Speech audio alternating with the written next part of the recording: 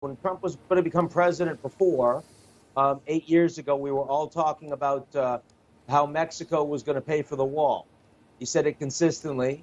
It never happened. It never remotely happened. It didn't come close to happening. But Mexico was under a lot of pressure from Trump, much more powerful than they are. And they put a lot more money into defending their southern border. And that led to a win for Trump with far fewer illegal immigrants coming into the United States.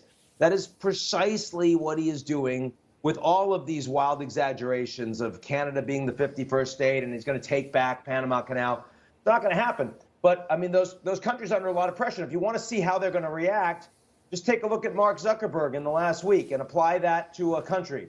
And that is what you are going to see, a whole bunch of relatively weaker actors that are finding ways to get off of the headlines and do things that make Trump more comfortable with.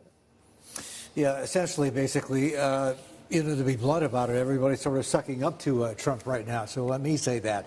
Ian, I know you've been spending a lot of time talking about or thinking about Russia. We talked earlier about China squeezing Russia, oil exports, China and India. What does this all mean?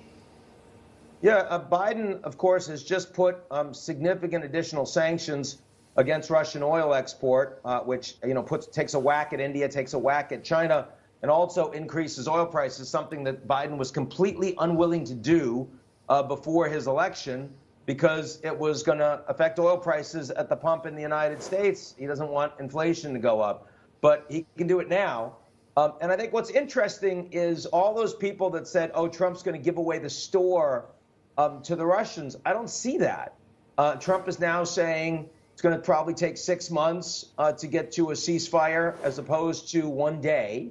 It's a bit of an exaggeration, as we usually hear from Trump. But the reason it's going to take 6 months is because they want to get Ukraine into a stronger negotiating position with Putin.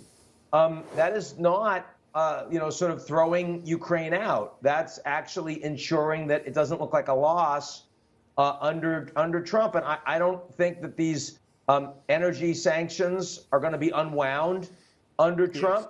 I don't think that the asset freezes are going to be unwound under Trump. In fact, I think NATO countries are going to spend more money on their defense going forward under Trump. This isn't going to be a ride in the park if you're Vladimir Putin.